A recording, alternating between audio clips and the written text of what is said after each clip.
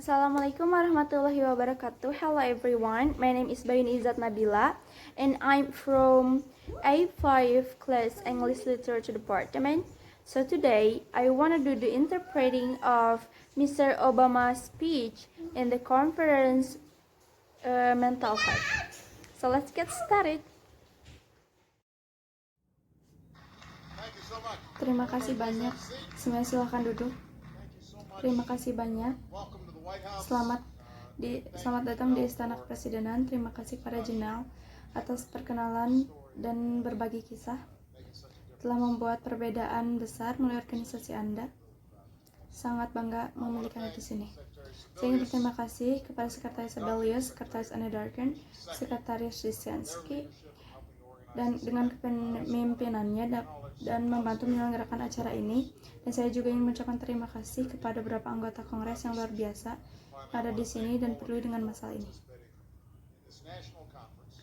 Dan terakhir saya ingin mengucapkan terima kasih kepada semuanya untuk dalam berpartisipasi dalam konferensi ini. Kami ingin mempertemukan orang-orang yang menderita penyakit mental dengan keluarga yang mendukung mereka. Kami ingin mempertemukan para advokat dan pendidikan, pemuka agama dan pejabat lokal. Anda semua telah menunjukkan komitmen yang luar biasa untuk suatu tujuan yang nyata dan memastikan bahwa orang yang menderita dalam diam, dan kita memiliki kapasitas untuk mengumpulkan semua sumber daya dan dukungan serta cinta untuk semuanya. Setelah tantangan luar biasa yang terjadi pada masyarakat kita. Tujuan utama konferensi ini bukan memulai percakapan. Begitu banyak dari Anda telah menghabiskan waktu puluhan tahun untuk berjuang dalam suatu yang lama dan kesepian berharap didengarkan. Sebaiknya ini mengangkat percakapan untuk tersebut ke tingkat nasional dan menyingkirkan penyakit mental dari bayang-bayang. Kami ingin memberitahu orang-orang yang hidup dengan tantangan kesehatan mental bahwa mereka tidak sendiri, dan kami harus memastikan bahwa mereka berkomitmen untuk mendukung sesama orang Amerika berjuang melawan penyakit mental dan merawat seseorang yang dapat melakukannya, mengisolasi. Dan saya pikir semua orang di sini mengalami masalah yang dengan salah satunya atau memahami yang lainnya. Ini mulai terasa seolah-olah Anda tidak sendirian, tapi Anda tidak seharusnya membanding orang lain dengan tantangan dan kegelapan hari-hari membanding orang lain dengan tantangan dan kegelapan hari demi hari yang orang sebut dengan sebagai awan yang sepertinya tidak dapat Anda hindari mulai mendekat. Yang benar adalah pada tahun tertentu, 1 dari 5 dari orang dewasa mengalami penyakit mental. 45 juta orang Amerika menderita hal depresi, kecemasan, skizofrenia, dan PTSD. Kaum muda terpengaruh pada tingkat yang sama. Jadi kita harus mengenal anggota keluarga, teman, tetangga yang telah bergumul atau dengan masalah kesehatan mental di beberapa titik dalam hidup mereka. Misal dan saya sama-sama mengenal orang yang telah berjuang melawan depresi berat selama bertahun-tahun. Orang yang kami cintai, dan seringkali mereka mencari pengobatan untuk bahagia, sehat, dan produktif. Dan kita pemulihan itu mungkin. Dan kita tahu bantuan tersedia. Anda melihat iklan di TV tentang berbagai masalah kesehatan fisik, beberapa di antaranya sangat pribadi. Namun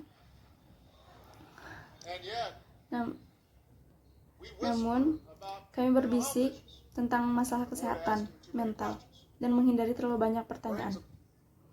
Otak juga merupakan bagian dari tubuh. Kita hanya tahu sedikit tentang itu, dan kita tidak perlu malu untuk berdiskusi tentang itu.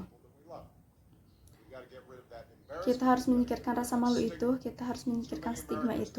Terlalu banyak orang Amerika yang berjuang dalam penyakit kesehatan mental masih menderita dalam diam daripada mencari pertolongan. Dan kita tidak perlu melihat bahwa pria dan wanita tidak akan pernah ragu untuk pergi ke dokter jika mereka mengalami patah lengan atau terserang flu, bahwa mereka memiliki sikap yang sama dengan kesehatan mental mereka.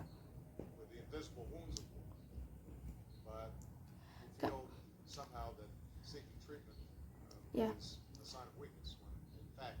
kami melihat orang tua yang melakukan apa saja anak-anak mereka, dan orang tua yang mau melakukan apa saja untuk anak-anak mereka, tapi yang sering melawan pertempuran kesehatan mental mereka sendirian, takut bahwa menjakau akan berdampak buruk pada mereka. Saya ingin memperjelas, mayoritas orang yang menderita penyakit mental tidak melakukan kekerasan. Mereka tidak pernah melakukan ancaman bagi diri mereka sendiri atau orang lain.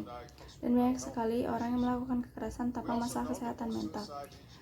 Tapi kita juga tahu bahwa kebanyakan kasus bunuh diri melibatkan seseorang dalam gangguan kesehatan mental. Dan dalam beberapa kasus, ketika kondisi tidak ditangani, hal itu menyebabkan tragedi. Kita bisa melakukan sesuatu tentang ini. Dalam banyak kasus, pengobatan tersedia dan efektif. Kami dapat membantu orang yang menderita penyakit mental untuk terus menjadi rekan kerja yang hebat, teman baik, orang yang kami cintai. Kita bisa menghilangkan rasa sakit dan memberi mereka harapan baru. Tapi ini menuntut kita semua untuk bertindak. Dan ada beberapa cara agar kita dapat melakukan bagian kita.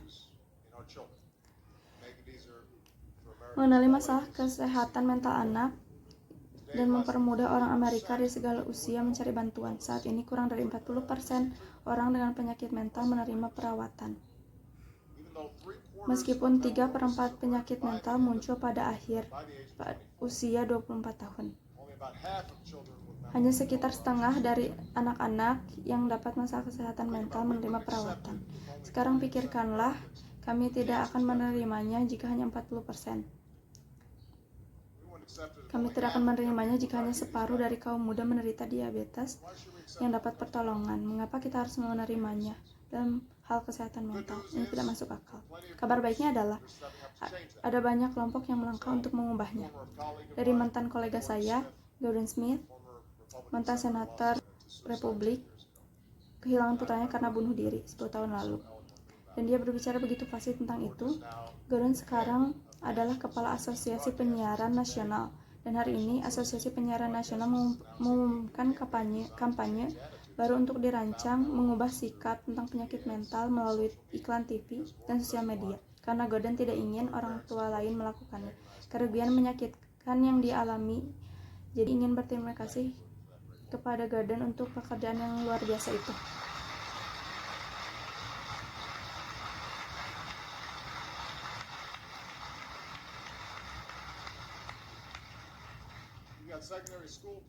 Anda punya kepala sekolah menengah yang mengadakan pertemuan tentang kesehatan mental. Anda memiliki organisasi yang secara sukarela melatih staf untuk mengenai tanda-tanda depresi dan penyakit mental lainnya pada kaum muda.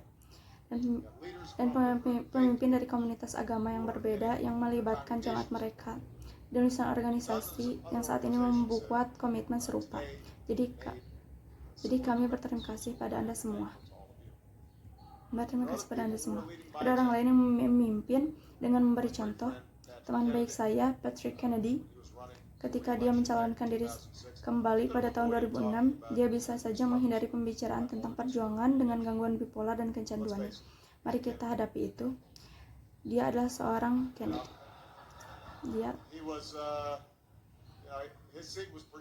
Dia cukup aman di kursinya. Semua orang mencintainya. Tapi Patrick menggunakan pengalamannya sebagai cara untuk menghubungkan dan mengangkat masalah ini, bukan bersembunyi darinya. Dan suatu hari seorang wanita mendatangi Patrick di panti jompo dan mengatakan kepadanya bahwa dia takut memberitahu teman-temannya bahwa dia minum obat untuk penyakit mental yang dia alami dan khawatir orang lain akan memperlakukannya secara berbeda. Dia memberitahu Patrick, kamu satu-satunya yang tahu selain putraku. Maka Patrick mulai menyadari betapa besar kekuatan yang bisa dimiliki orang untuk menyuarakan masalah ini. Dan Patrick membawa cerita itu kembali bersamanya ke Washington, di mana dia bekerja dengan sekelompok pembuat undang-undang bipartisan, termasuk ayahnya. Anda mendapatkan melalui rencana asuransi. Anda tidak ada di tempat kerja dilindungi dengan cara yang sama seperti layanan kesehatan fisik. Karena upaya Patrick dan rekan kerja yang bekerja dengannya, lebih mudah bagi jutaan orang untuk bergabung dengannya dalam proses pemulihan. Yang membawa saya ke poin kedua, tidaklah cukup untuk membantu lebih banyak orang Amerika mencari pengobatan. Kita juga harus memastikan bahwa pengobatan itu dan mereka siap mencarinya. Selama bertahun-tahun, sistem kesehatan mental kita berjuang untuk melayani orang-orang. Itu sebabnya, berdasarkan undang-undang perawatan terjangkau, kami memperluas manfaat kesehatan mental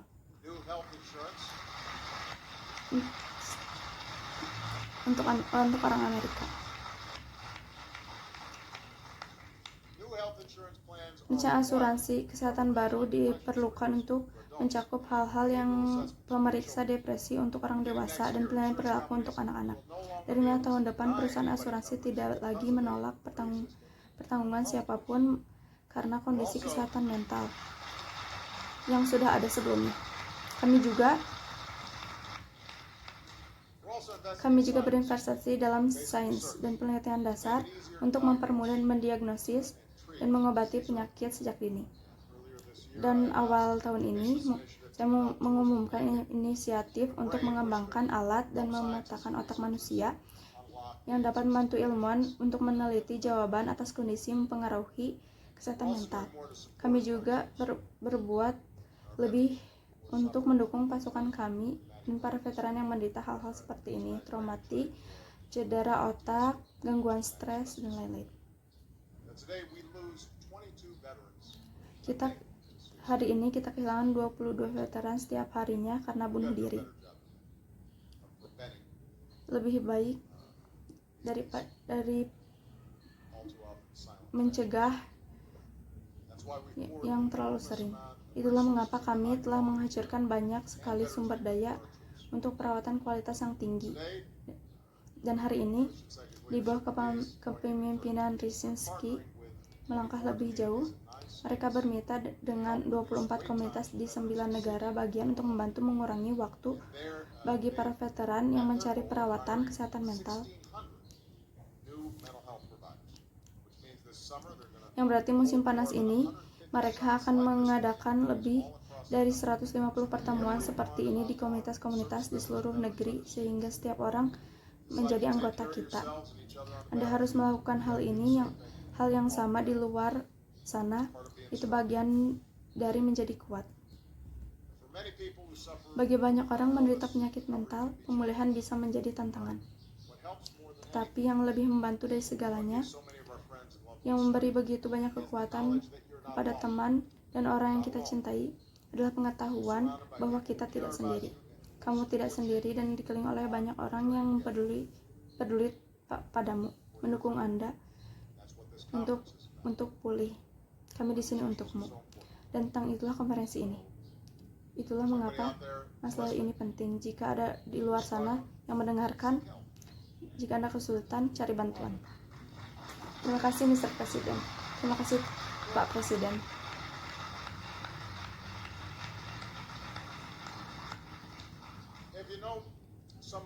Anda mengenal seseorang yang sedang berjuang, bantu mereka untuk menjangkau. Ingatlah anggota keluarga yang memikul beban mereka sendiri dan membutuhkan dukungan kita juga.